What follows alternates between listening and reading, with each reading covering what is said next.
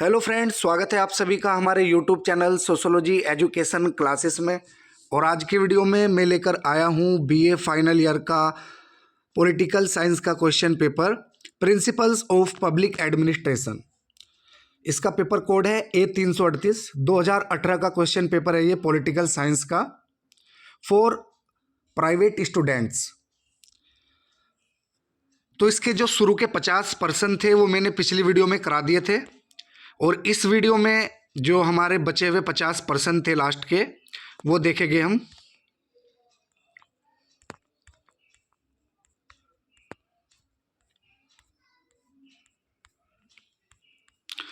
तो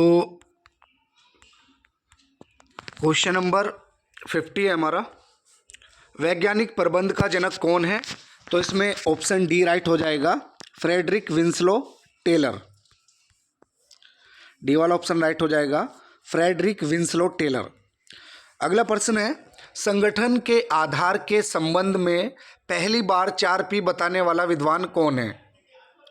तो इसमें सी वाला ऑप्शन राइट हो जाएगा, लूथर गुलिक। लूथर गुलिक इसमें राइट हो जाएगा। अगला प्रश्न है, लोक निगमों के उदय के कारण रहे हैं। तो ऑप्शन ए दिया है, वाणिज्यिक उद्यमों के क्षेत्र में राज्य का प्रवेश। बी है, व्यापार व उद्योगों को नियंत्रित करने के लिए। और सी है, जनता को उचित दामों पर आवश्यक वस्तुएं एवं सेवाएं उपलब्ध कराने के लिए। तो इसमें डी वाला ऑप्शन हमारा राइट हो जाएगा, उपरोक्त सभी। अगला प्रश्न देखते हैं, क्वेश्चन नंबर 53। भारत में वित्तीय वर्ष प्रारंभ होता है, तो 1 अप्रैल से वित्तीय वर्ष प्रारंभ होता है।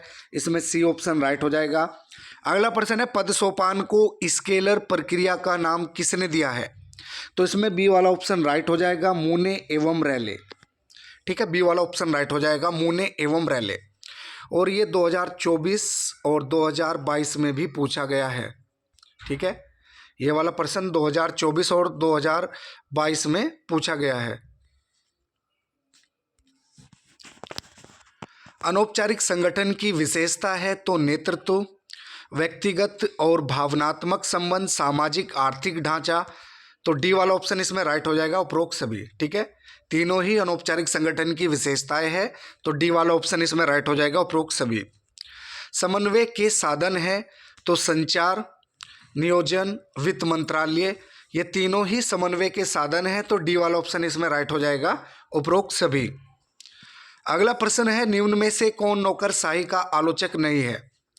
तो ए ऑप्शन इसमें राइट हो जाएगा, मैक्स वेबर।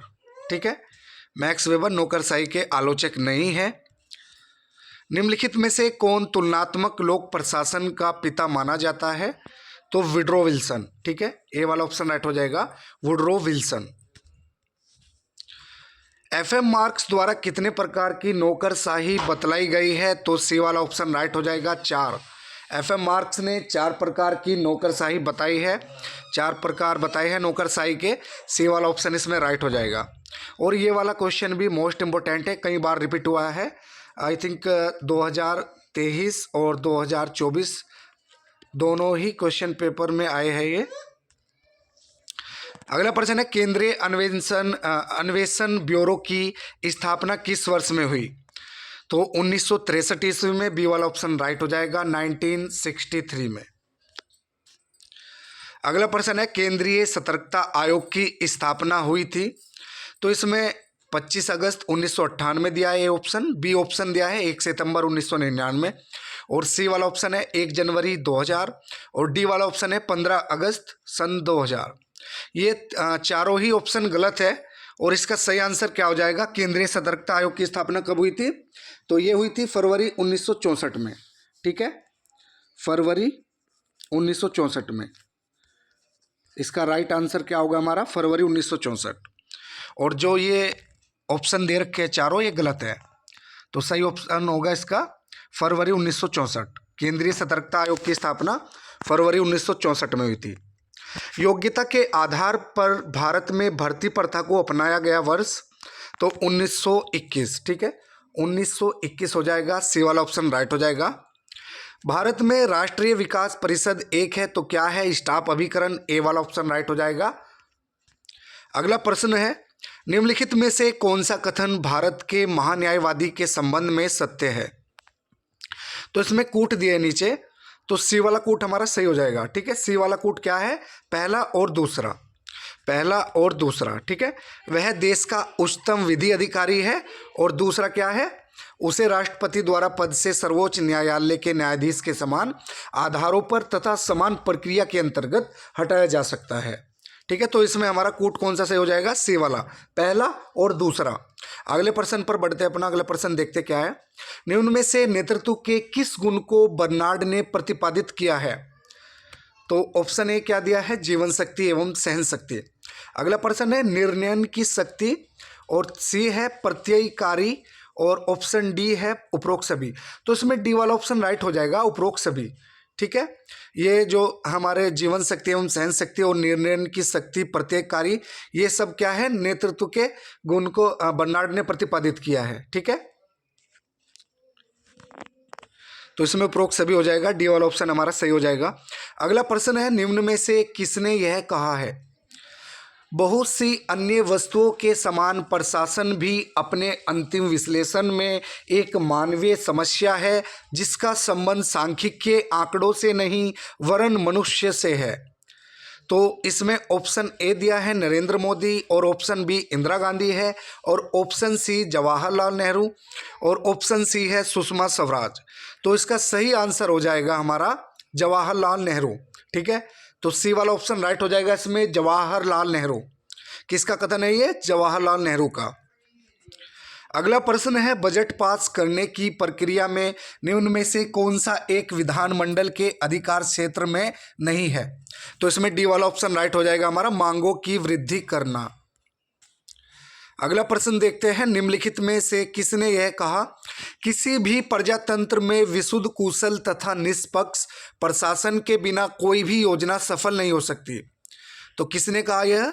एडी गोरवाला। ठीक है, बी वाला ऑप्शन इसमें राइट हो जाएगा, एडी गोरवाला। अगला प्रश्न है भारत में संघ लोक सेवा आयोग के अध्यक्ष की नियुक्ति कौन करता है? तो इसमें ऑप्शन ए राइट हो जाएगा, राष्ट्रपति। ठीक है, संघ लोक सेवा आयोग के अध्यक्ष की नियुक्ति राष्ट्रपति करता है, ऑप्शन ए सही हो जाएगा। अगला प्रश्न है निम्नलिखित में से किस देश में लोक प्रशासन के अध्ययन की कानूनी पद्धति का प्रयोग किया जाता है? तो इसमें फ्रांस भी हो जाएगा, जर्मनी, बेल्जियम, उपरोक्त सभी हो जाएगा, डी वाला ऑप्शन हमारा राइट हो जाएगा बिल्कुल। निम्न वित्त मंत्रियों ने लोकसभा में कितनी बार बजट प्रस्तुत किया? तो इसमें बताना है हमें, कूट दिए गया है इसमें, तो ए वाला कूट इसमें सही हो जाएगा हमारा। ठीक है, ए वाला कूट बिल्कुल सही हो जाएगा, यानी कि ए का 3, बी का पहला, और सी का सेकेंड, और डी का 4th। ठीक है, यानी कि जो मोरारजी देसाई है वो मिला देंगे हम 10 पर। ठीक है, और पी चिदम्बरम है ये मिल जाएगा हमारा 9 पर, और यशवंत सिन्हा ये 7 पर, और डी वाला मिल जाएगा हमारा 4 पर। ठीक है, 8 बार। चलिए अगला प्रश्न देखते हैं। भारत के महाधिवक्ता को कौन नियुक्त करता है? तो राष्ट्रपति, सी वाला ऑप्शन राइट हो जाएगा, भारत के महाधिवक्ता को राष्ट्रपति नियुक्त करता है। 5 वर्षों के लिए 14वें वित्त आयोग की संस्तुतियां किस तिथि से लागू हुई? तो इसमें हमारा हो जाएगा 1 अप्रैल 2015। ठीक है, बी वाला ऑप्शन राइट हो जाएगा, 1 अप्रैल 2015। वर्तमान में भारत के नियंत्रक एवं महालेखा परीक्षक कौन है? तो 2018 का क्वेश्चन पेपर है, तो 2018 में कौन थे? राजीव महर्षि। और अब वर्तमान में कौन है? तो वर्तमान में कौन है भारत के नियंत्रक एवं महालेखा परीक्षक? गिरीश चंद्र मुर्मू। ठीक है, इसमें हो जाएगा गिरीश चंद्र मुर्मू, गिरीश चंद्र मुर्मू, गिरीश चंद्र मुर्मू हो जाएगा इसमें। और जो राजीव महर्षि है ये 2020 तक रहे हैं भारत के नियंत्रक एवं महालेखा परीक्षक के रूप में, 2020 तक इनका कार्यकाल था, और वर्तमान में गिरीश चंद्र मुर्मू। अगला प्रश्न है, किसने कहा कोई भी कल्याणकारी राज्य जिसकी आर्थिक व्यवस्था योजनाबद्ध है और जिसका संविधान गणतंत्रीय है, विस्तृत और एकीकृत ढांचे वाले प्रशासन के बिना चल ही नहीं सकता। तो इसमें हो जाएगा हमारा ऑप्शन ए राइट हो जाएगा, डीजी कर्वे। और इस प्रश्न में मुझे थोड़ा डाउट है, तो आप लोग एक बार देख लीजिएगा इसका सही आंसर। वैसे मेरे अनुसार, मेरे अकॉर्डिंग इसका आंसर डीजी कर्वे है, ऑप्शन ए इसमें राइट हो जाएगा। तो लेकिन आप लोग एक बार देख लीजिएगा, ठीक है। किसने कहा कोई भी कल्याणकारी राज्य जिसकी आर्थिक व्यवस्था योजनाबद्ध है और जिसका संविधान गणतंत्रीय है, विस्तृत और एकीकृत ढांचे वाले प्रशासन के बिना चल ही नहीं सकता। अगला प्रश्न देखते हैं, निम्न में से यह किसने कहा, आदेश की एकता का सिद्धांत यदि उल्लंघन किया जाए तो सत्ता कमजोर होती है, अनुशासन खतरे में पड़ जाता है, व्यवस्था गड़बड़ा जाती है और स्थायित्व संकट में पड़ जाता है। तो इसमें सी वाला ऑप्शन राइट हो जाएगा, हेनरी फयोल। ठीक है, सी वाला ऑप्शन राइट हो जाएगा, हेनरी फयोल। अगला प्रश्न है, विकेंद्रीकरण को प्रोत्साहन देने वाले तत्व है। तो इसमें ऑप्शन ए दिया है, लोकतांत्रिक विचार, संगठन का विस्तृत आकार, कार्यों की विभिन्नता। तो इसमें डी वाला ऑप्शन राइट हो जाएगा हमारा, उपरोक्त सभी। ठीक है, ये तीनों ही विकेंद्रीकरण को प्रोत्साहन देने वाले तत्व है, एलिमेंट्स है। ठीक है, अगला प्रश्न देखते हैं, रॉबसन द्वारा निगमों के कितने प्रकार बताए गए हैं। तो रॉबसन ने निगमों के 7 प्रकार बताए हैं, ए वाला ऑप्शन इसमें राइट हो जाएगा। अगला प्रश्न है, भारत में रेल एक है। तो भारत में रेल एक है, क्या है, विभागीय उपक्रम। ठीक है, बी वाला ऑप्शन राइट हो जाएगा, विभागीय उपक्रम। और 2022-2021 में ये क्वेश्चन रिपीट हुआ है। आई थिंक 2024 के क्वेश्चन पेपर में भी ये प्रश्न आया है, तो इसे देख लीजिएगा अच्छे से। होथोर्न प्रयोग अमेरिका की किस कंपनी में संपन्न हुए। तो इसमें डी वाला ऑप्शन राइट हो जाएगा, वेस्टर्न इलेक्ट्रिक कंपनी। ठीक है, डी वाला ऑप्शन राइट हो जाएगा, वेस्टर्न इलेक्ट्रिक कंपनी। अगला प्रश्न है, निम्नलिखित में से कौन सा एक मंडल प्रणाली विभाग का दोष नहीं है। तो इसमें ए वाला ऑप्शन राइट हो जाएगा हमारा, निष्पक्षता। अगला प्रश्न देखते हैं, भारतीय लेखा परीक्षण की मुख्य विशेषताएं है। तो इसमें दिया है लेखा परीक्षण केंद्र का विषय है। ठीक है, और दूसरा क्या है, उपराष्ट्रीय स्तर पर लेखा परीक्षण एवं लेखांकन का एकीकरण। तीसरा क्या है, प्राथमिक रूप से व्यय से संबंधित है। और चौथा क्या है, अनिवार्यतः न्यायता का लेखा परीक्षण है। तो इसमें ये चारों ही सही है। तो कौन से वाला कूट हो जाएगा हमारा, डी वाला। ठीक है, क्योंकि पहला, दूसरा, तीसरा, चौथा डी में है, तो डी वाला कूट इसमें बिल्कुल सही हो जाएगा। ठीक है, अगला प्रश्न है, मैक्स वेबर ने नौकरशाही पर अंकुश लगाने की बड़ी संभावना निम्न उपायों में देखी। तो इसमें हमारा सी वाला कोट सही हो जाएगा। ठीक है, सी वाला कोट बिल्कुल सही हो जाएगा, पहला, दूसरा एवं चौथा। पहला, दूसरा एवं चौथा। तो पहला क्या है, अनुबंधता, और दूसरा क्या है, शक्ति पृथक्करण, और चौथा है प्रतिनिधित्व। ठीक है, पहला, दूसरा, चौथा। तो इसमें हमारा सी वाला कोट सही हो जाएगा। किस वर्ष में राष्ट्रीय सामुदायिक विकास संस्थान हैदराबाद की स्थापना हुई। तो जुलाई 1958 में, बी वाला ऑप्शन इसमें बिल्कुल सही हो जाएगा। वे कपड़ा तो काटते हैं परंतु उन्हें शरीर का पता नहीं होता, लोक प्रशासन के किस पहलू से वाल्टर वेजहोट का उक्त कथन संबंधित है। तो नौकरशाही से संबंधित है, ए वाला ऑप्शन बिल्कुल सही हो जाएगा। और ये क्वेश्चन कई बार रिपीट हुआ है, इसे भी अच्छे से देख लीजिएगा आप लोग। भर्ती के लिए क्या व्यक्तिगत गुण आवश्यक है। तो भर्ती के लिए दृढ़ता होनी चाहिए। ठीक है, विश्वसनीयता और सामूहिक सूझबूझ, तो तीनों का ही होना जरूरी है। तो डी वाला ऑप्शन राइट हो जाएगा, उपरोक्त सभी। अगला प्रश्न है, संघ लोक सेवा आयोग द्वारा अपनी वार्षिक रिपोर्ट किसे प्रस्तुत की जाती है। तो राष्ट्रपति को, ए वाला ऑप्शन सही हो जाएगा इसमें, राष्ट्रपति। निम्नलिखित में से किस देश में संसदीय कार्यपालिका पाई जाती है। तो संसदीय कार्यपालिका पाई जाती है भारत में, सी वाला ऑप्शन राइट हो जाएगा। अगला प्रश्न है, निम्नलिखित देशों में से किस देश में प्रशासन के प्रबंधकीय पक्ष पर सर्वाधिक बल दिया जाता है। तो अमेरिका में, बी वाला ऑप्शन राइट हो जाएगा। अगला प्रश्न है, कौन सी अखिल भारतीय सेवा नहीं है। तो इसमें डी वाला ऑप्शन राइट हो जाएगा, भारतीय चिकित्सा एवं स्वास्थ्य सेवा। अगला प्रश्न है, अखिल भारतीय सेवाओं के पिता के रूप में कौन जाना जाता है? तो लॉर्ड कॉर्नवालिस। ठीक है, सी ऑप्शन राइट हो जाएगा, लॉर्ड कॉर्नवालिस। अगला प्रश्न है, राष्ट्रीय प्रशासनिक अकादमी की मंसूरी में स्थापना किस वर्ष में हुई? तो 1959 में, 1959 में। ठीक है, 1959 में। अगला प्रश्न है, भारत में पहली बार बजट प्रस्तुत किया गया तो कौन से वर्ष में किया गया? 1860 में। ठीक है, 1860 में।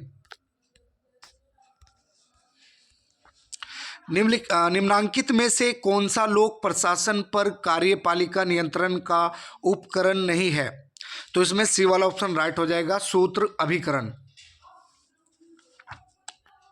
अगला प्रश्न देखते हैं, केंद्रीय सतर्कता आयोग की स्थापना किसकी संस्तुति पर हुई थी? तो संथानम समिति। ए वाला ऑप्शन राइट हो जाएगा, संथानम समिति। निम्न में से कौन सा मिलान सही नहीं है? तो इसमें बी वाला जो मिलान है वो सही नहीं है, विशिष्ट पुलिस संस्थापन 1942, ये सही नहीं है। अगला प्रश्न है, लोकसभा में लाए जाने वाले अविश्वास प्रस्ताव के संबंध में निम्नांकित में से क्या सही नहीं है? तो इसमें ए वाला ऑप्शन राइट हो जाएगा हमारा।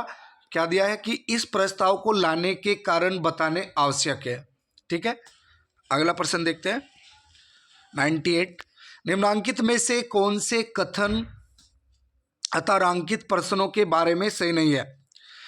तो इसमें कोट दिया गया है, तो सी वाला कोट इसमें हमारा बिल्कुल सही हो जाएगा, पहला और दूसरा। ठीक है, पहला और दूसरा है वो सही नहीं है। क्या दिया है? पहला कि इसकी पहचान तारा चिन्ह द्वारा की जाती है, और दूसरा है इसका उत्तर मौखिक रूप से दिया जाता है। ठीक है, तो ये अतारांकित प्रश्नों के बारे में सही नहीं है, पहला और दूसरा। ठीक है, तो कोट हमारा सही हो जाएगा सी वाला, सी कोट बिल्कुल सही हो जाएगा, पहला एवं दूसरा। निम्नांकित में से कौन सा सांसदों को उपलब्ध औपचारिक रूप से पूर्व निर्धारित उपकरण नहीं है? तो इसमें बी वाला ऑप्शन राइट हो जाएगा, शून्यकाल। अगला प्रश्न है, निम्नलिखित का उचित मिलान कीजिए। तो ये मिलान करना है इनका। सूची फर्स्ट दी है, सूची फर्स्ट में प्रावधान और सूची सेकंड में इसमें समाहित। ठीक है, कि प्रावधान में क्या समाहित है।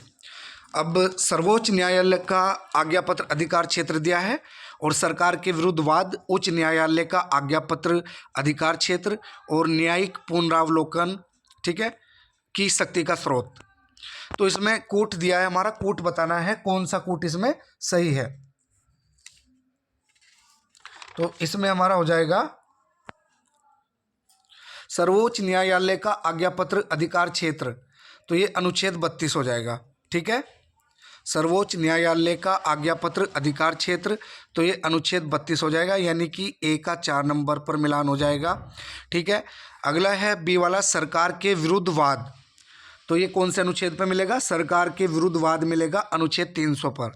ठीक है, सरकार के विरुद्ध वाद अनुच्छेद 303 नंबर पे मिल गया बी का।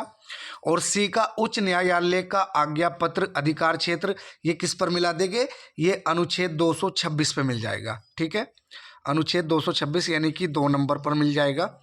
और न्यायिक पुनरावलोकन की शक्ति का स्रोत, ये कौन से पे मिलेगा? ये मिला देंगे हम अनुच्छेद 13 पर। ठीक है, पहले पर, यानी कि डी का फर्स्ट पे मिल जाएगा, जो डी वाला है वो फर्स्ट पे मिला देंगे, अनुच्छेद 13।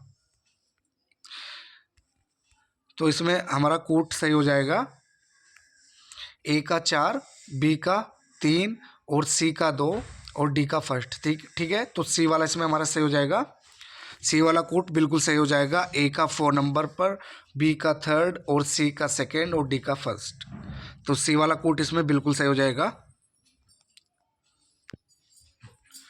अगला प्रश्न, सॉरी 100% आपके पूरे हो चुके हैं। वीडियो अगर अच्छी लगे तो वीडियो को लाइक करें और हमारे चैनल को सब्सक्राइब करें।